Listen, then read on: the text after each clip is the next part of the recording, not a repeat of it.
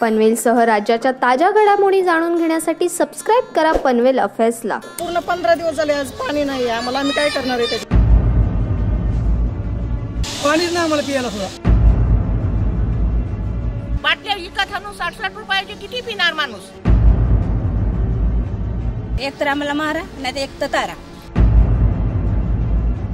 उन्हाळ्याच्या झळा मार्च महिन्याच्या सुरुवातीलाच कळंबोलीकरांना बसू लागल्या आहेत। पनवेलला एक दिवस आड पाणी मिळत आहे तर कळंबोलीकरांना मागच्या 5 दिवसापासून पाणी मिळत नाही। हा पाणी पुरवठा करण्याची जबाबदारी सिडकोची आहे। येथील बैठ्या घरांमध्ये मागील 5 दिवसापासून पाणी न आल्याची तक्रार येथील महिला करतात। विना पाण्याशिवाय येथील गृहिणी त्यांच्या संसाराचा गाडा चालवत आहेत। ऐका त्यांच्याच तोंडून त्यांच्या संसाराचा गाडा चालवताना पाण्याच्या कमतरतेमुळे येणाऱ्या अडचणी। आम्हाला पाणी येत नाही बिलकुल। आम्ही म्हातारी माणसा, नवरा राहता घरातला, ऑपरेशनाची माणसा, आम्ही पाणी कुठून आणणार? मागे गेल्या होत्या तेव्हा पण शिडकोनी बरोबर पाणी सोडला होता। त्याच्यानंतर 2 महिन्यांनी डबल त्यांची तीच हालत झाली। म्हणजे माणूस आंघोळ कुठून करेल, पाणी कुठून वापरेल? तर काहीतरी शिडकोनी तुम्ही ही करा ना। नाही जर केलं तर मी आंदोलन करणार। आम्ही तिथे येणार शिडको ऑफिसला। तुम्हाला काय मग करायचं असेल ते करा। आम्हाला बाला घेऊन शना येणार आम्ही तिथे। उपाशी ताने मारू आम्ही। पण आम्हाला संडासला पाणी नाही, आंघोळीला पाणी नाही, पियाला पाणी नाही। बाटल्या विकत आणून 60-60 रुपयाचे किती पिणार माणूस? जरा कोण म्हातारी माणसं आहे, तुमचे पण आई वडील कोण असतील, त्यांचे पण सेवा करत असाल तुम्ही, तशी आमची पण सेवा करा ना तुम्ही। सगळ्या याला जित पाणी येत आहे आम्हालाच का नाही पाणी आहे? का आम्ही पाणी बिल भरत नाही? तर जर आम्ही जागून पाणी भरायचं बोललं तर आम्ही करणार काय? तुम्ही सर्व्हिस टॅक्स घेता, सगळं घेता, बिल जर पाण्याची नाही भरलं तर तुम्ही कनेक्शन कट करता, लाईटचं बिल जर नाही भरलं तर कनेक्शन कट करता।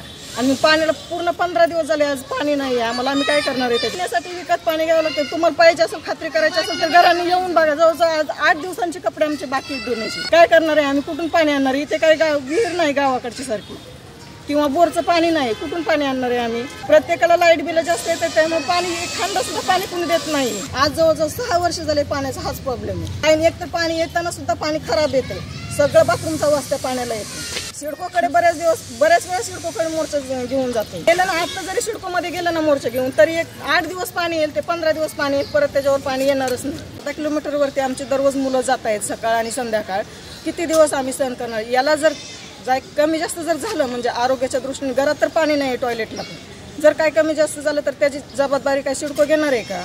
आंघोळ केली नाही, लहान बाळ आहे घरात, बघा कपडे किती पाडले, दिवसभर कपडे पाडले ते घरात। पाणीच नाही आम्हाला प्यायला सुद्धा। पाणी हो पाईप लावली घेऊन आता तिकडून पाणी घेतो प्यायला आम्ही। एवढी हालत बेकार आहे आमची इथे कंपाऊंड मध्ये। मेन गोष्ट बाथरूमला सुद्धा बाहेर जावं लागतं। 5-5 रुपये देऊन आमचे लेकरं बाळा जातात बस स्टॉपला। 8-8 दिवस जर पाणी नाही आलं तर करणार काय? बाया माणसांनी काय करायचं? गडी माणसं कामाला जातात। ह्याच्या आधी बी नेलाय मोर्चा, तरी बी काय फरक नाही झाला। 8-8 दिवस आम्ही आंघोळ करत नाही। आरोग्याचं काय होईल आमच्या सांगता येत नाही। बघायचं का मारायचं? जर पाणी नाही आलं तर आम्ही लहान मुलं घेऊन सगळे सिडकोला येणार। एक तर आम्हाला मारा नाही तर एक तर तारा।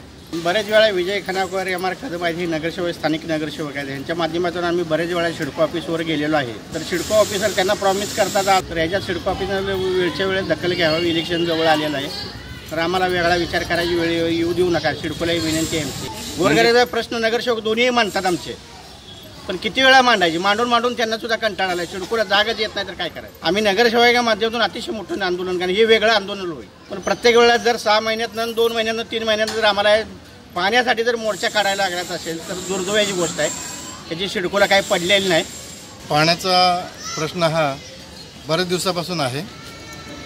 अनेक वेळा मोर्चा नेले, आंदोलनं केली, तरी तात्पुरतं पाणी चालू होतं, नंतर पुन्हा एरेमाच्या मागल्याप्रमाणे लोकांना पाणी पुरवठा होत नाही। आणि पाणी पुरवठा न झाल्यामुळं त्यांच्या घरातल्या अनेक कामाची अडचण होते, अनेक प्रॉब्लेम्स तयार होतात। पण सिडको असं वारंवार का करते? त्यासाठी मग आम्हाला सर्व महिलांना घेऊन गेटवरती बेमुदत बैठा आंदोलन करावं लागेल। व्यवस्था पूर्ण झाल्याशिवाय तिथून कोणी हलणार नाही।